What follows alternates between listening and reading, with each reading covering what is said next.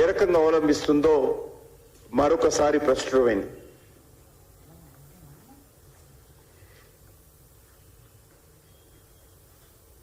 జనవరి 22వ తేదీ జరిగేటువంటి కార్యక్రమము యావత్ భారతీయులకు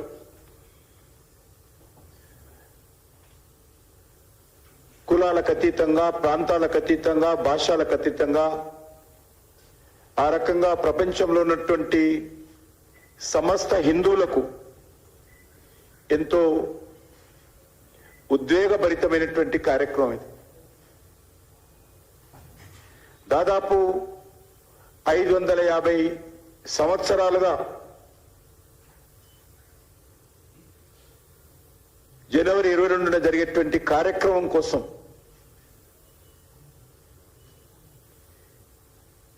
ఎదురు చూసినటువంటి కళ సాకారం అవుతున్న వేళ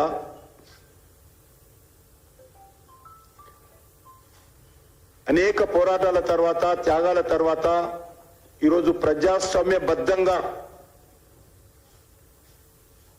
ఒక న్యాయబద్ధంగా, ధర్మబద్ధంగా, వాస్తవాలకు అనుకూలంగా ఈరోజు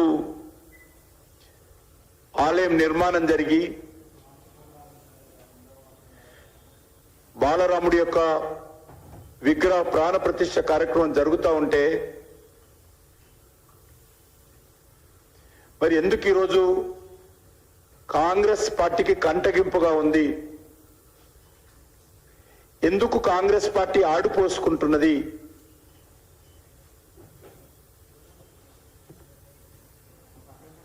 శ్రీరామ తీర్థక్షేత్ర ట్రస్ట్ ఏదైతే ఉన్నదో వారు రాజకీయాలకు అతీతంగా భారతదేశంలో ఉన్నటువంటి అన్ని రాజకీయ పార్టీలకు, మత విశ్వాసాలు లేనటువంటి వాళ్ళను,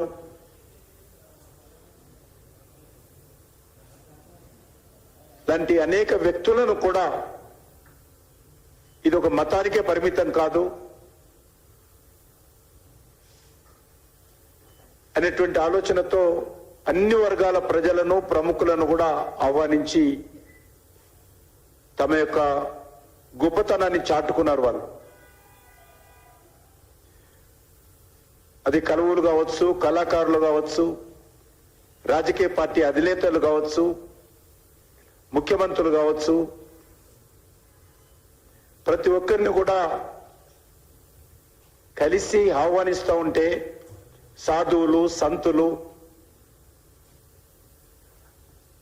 ఆహ్వానించినటువంటి ప్రతి ఒక్కరు కూడా పులకరించిపోతా ఉన్నారు. ఆహ్వానాలు అందనటువంటి వాళ్ళందరూ మాకెందుకు ఆహ్వానం అందలేదని బాధపడుతుంటే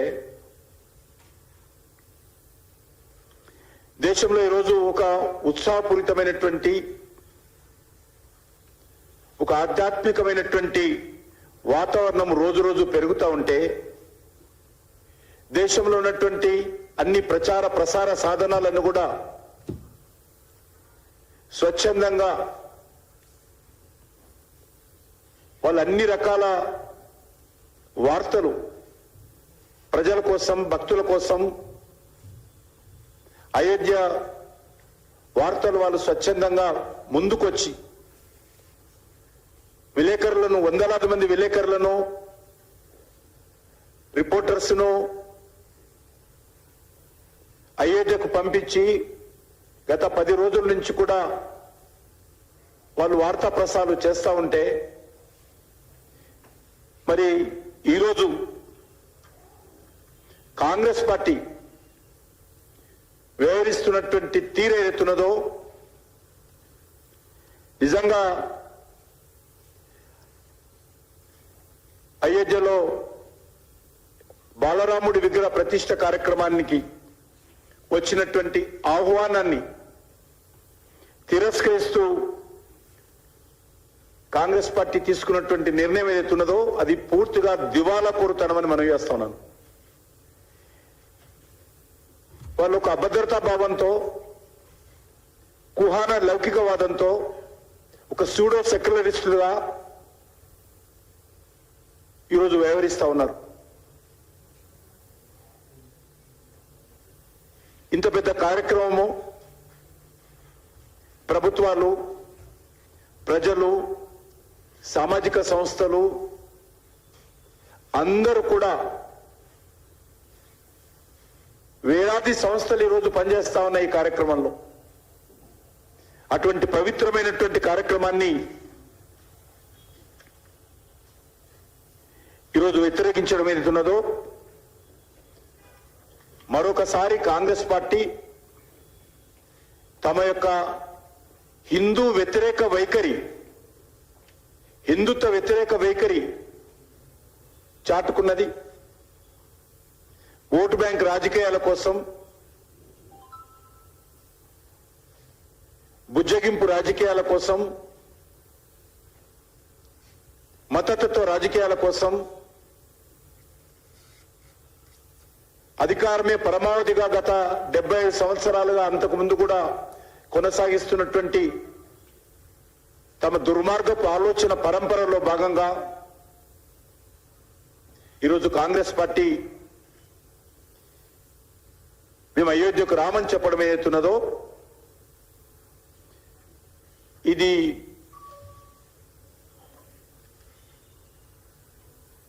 పూర్తిగా కాంగ్రెస్ పార్టీ రాజకీయ దృక్పథంతో తీసుకున్నటువంటి నిర్ణయం.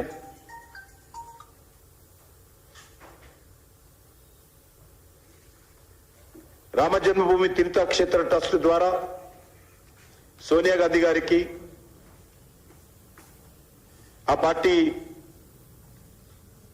జాతీయ అధ్యక్షుడు శ్రీ మల్లికార్జున ఖర్గే గారికి, లోక్సభలో కాంగ్రెస్ పార్టీ నేత అధీర్ రంజన్ చౌదరి గారికి, ఇంకా అనేక మందికి ఆహ్వానాలు పంపడం జరిగింది.